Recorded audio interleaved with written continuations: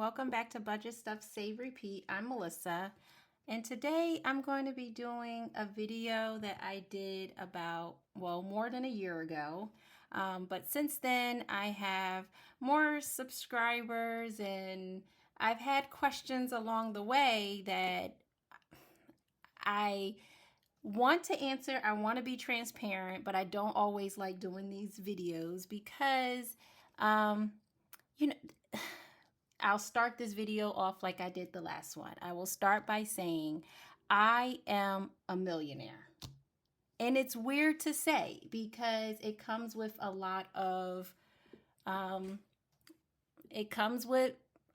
thoughts, a lot of what people perceive it to be, and it's not good, it's not bad. Of course it's good, but to whom much is given, much is required. And for me to say I am a millionaire does not mean that I opened up a bank account and the bank gave me $1 million. So I will share my net worth and I will try to answer some of the questions that I have been asked in my comments. And I got to give you a little background on me. My name is Melissa. I am 43 years old. I have been at the same job for the last 23 years. I work for the government. I am married. I have been married almost 15 years. We will celebrate 15 years in April. My husband and I quickly joined our finances together. We put everything into one pot. We pay the bills. We get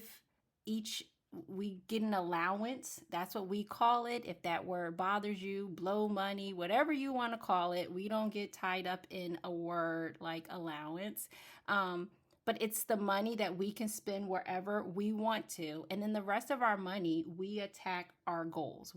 We had debt and we just had a plan financially and we worked towards it together. And this is where we are financially. I can also tell you a little bit more about me. I'm a firstborn. So why do I say that? Because firstborns, we have some characteristic traits about us. We tend to be more organized. We tend to be more obedient. Not saying that that is true for everybody, but I fit that mold. I was the kid that if you told me to do something, I would do it. And that's how my life has been. I was told, go to school, get good grades. I did.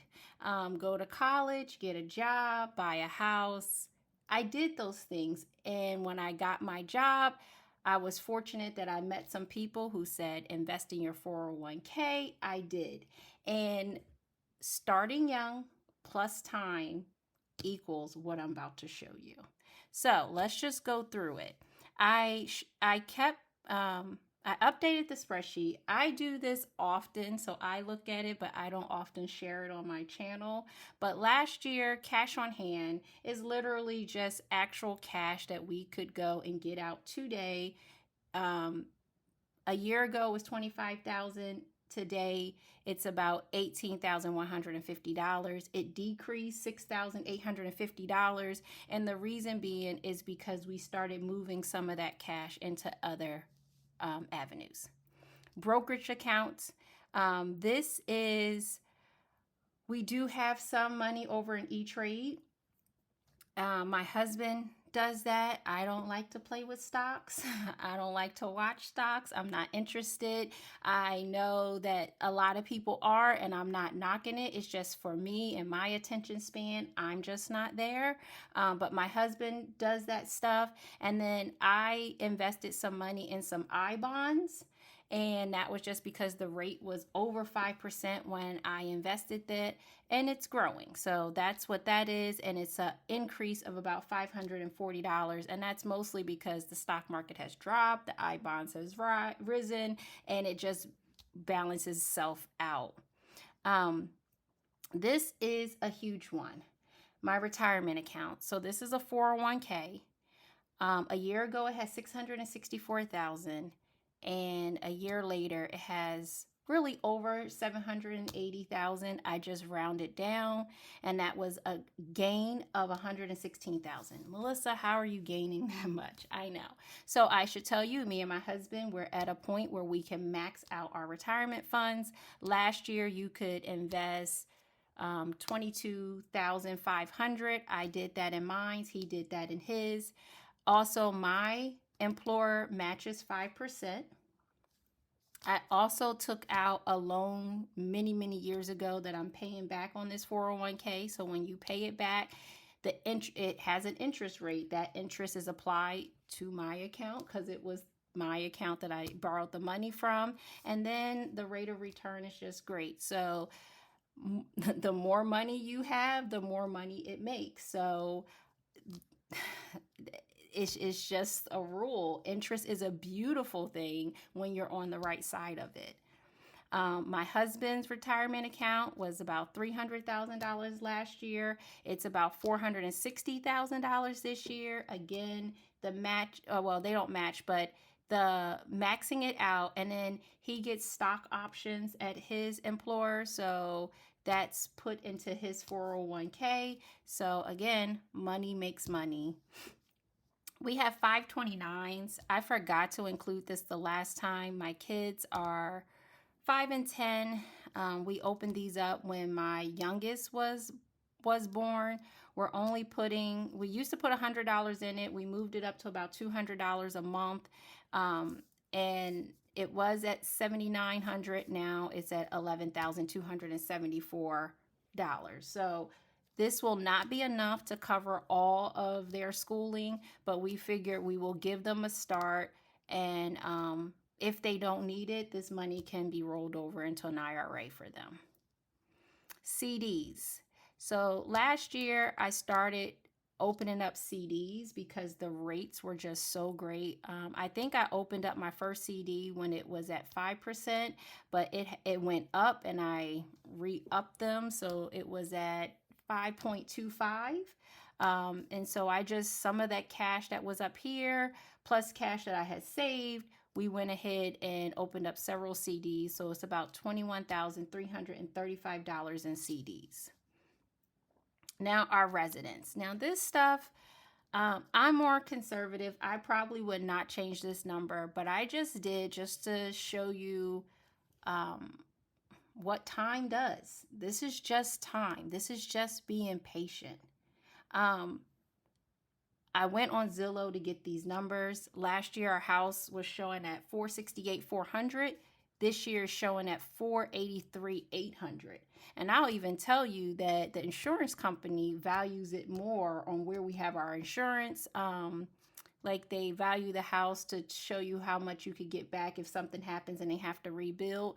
The number is higher than this, but I just refuse to go to the top end. I try to stay somewhere in the middle. Zillow has been point on just watching the sales in the neighborhood. So that's an increase of 15,400 in 1 year. So we have 4 rental properties. The first 1 and 2 properties.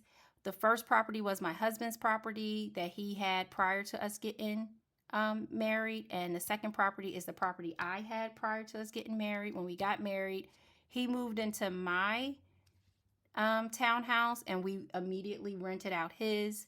Then we bought our primary together, and so that made my townhouse a rental immediately. We bought a third and a fourth property together. So we're looking at these increases almost $20,000, close to $20,000 per property. The fourth one is a condominium that we put in a commercial loan. So I couldn't find the increase on it. I do have an appraisal, but I just kept it on the low end just so that these numbers are not off too much.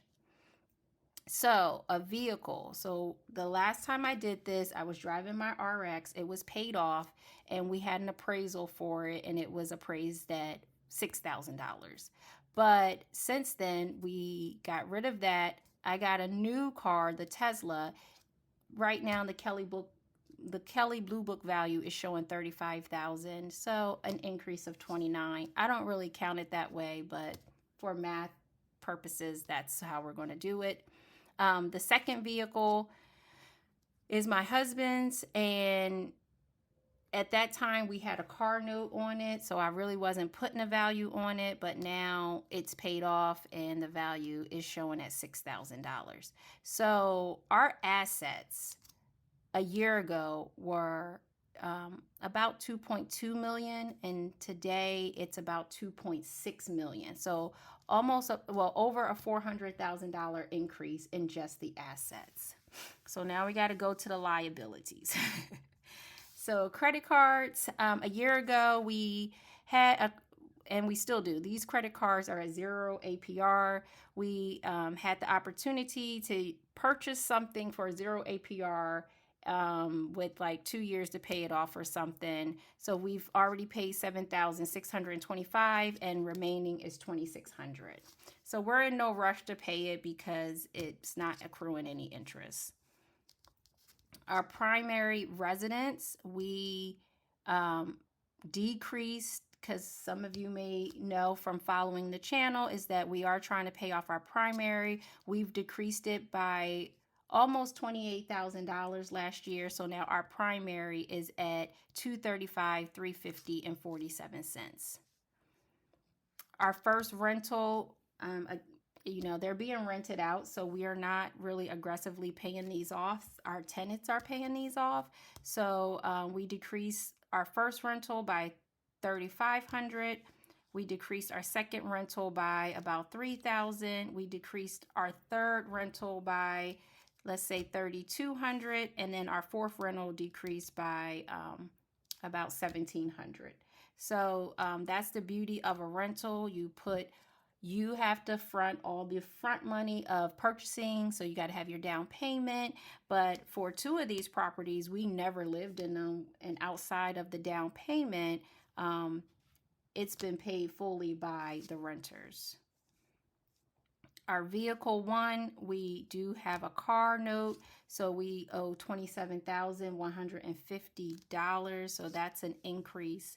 And then my husband's vehicle, we were able to pay off when we got the new car, so we decreased it by $12,360.70. We had a student loan that we paid off in December of last year, so that's gone. And our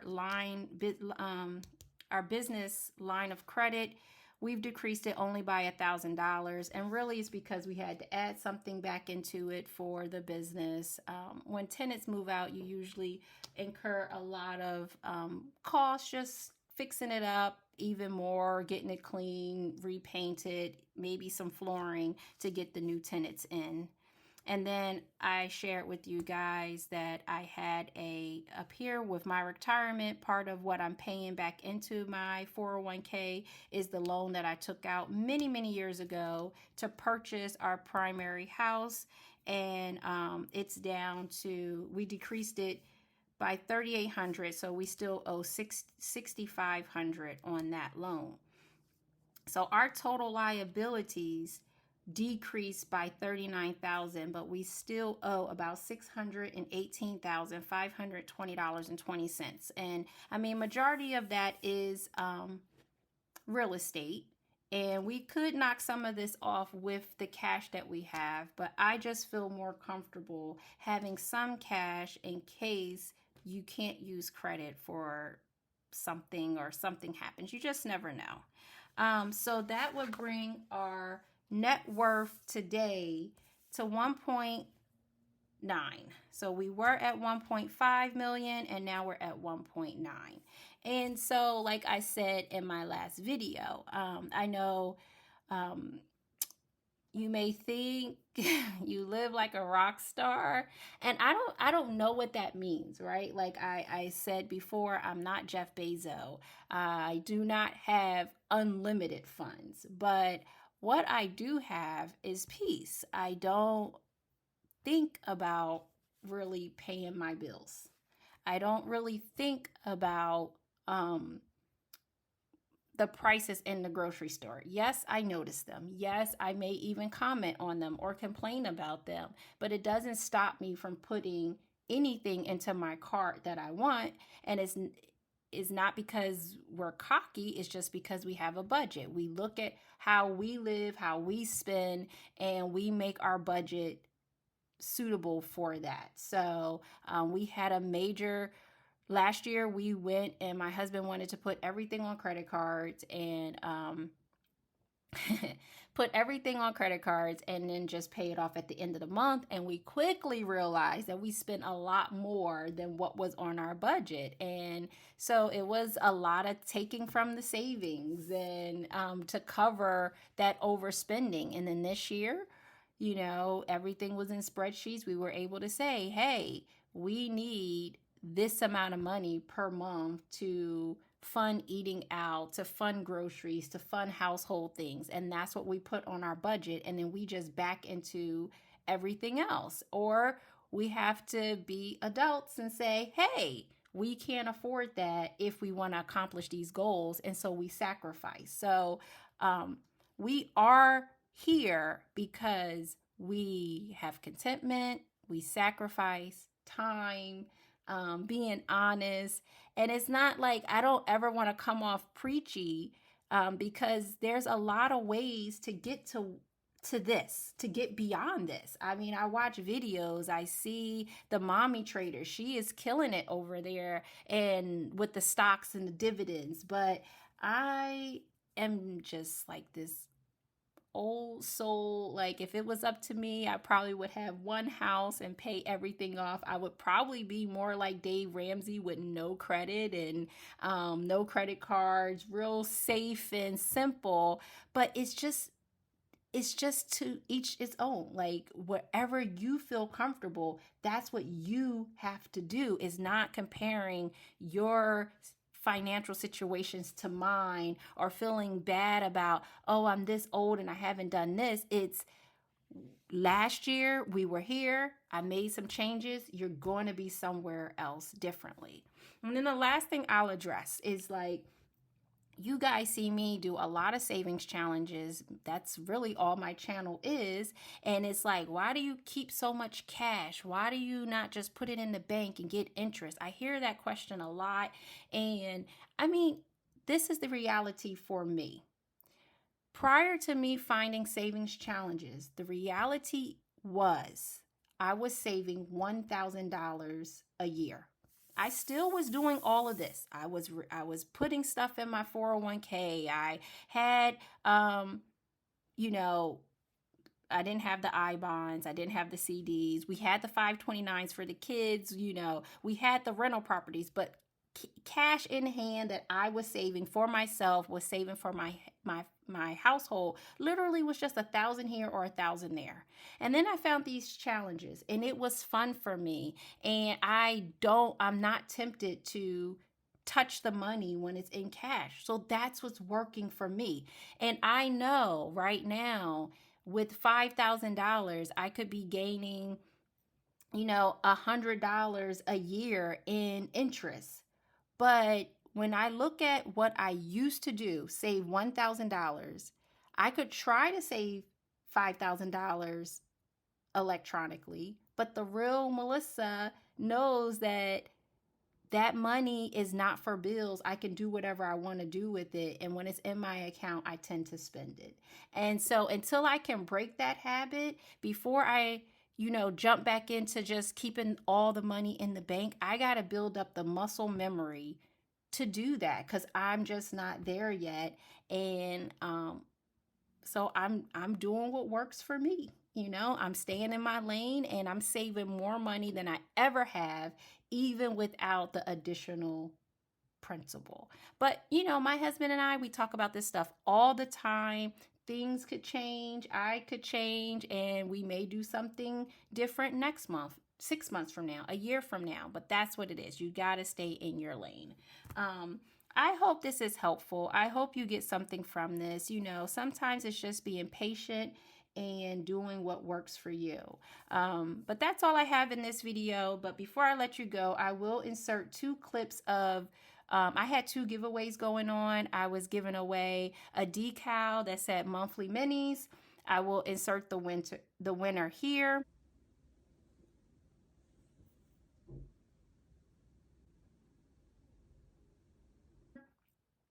And then the second one, I had a giveaway for $25 to Amazon or to Etsy, Cash at whatever. If you put the word February, and I will insert the winner here.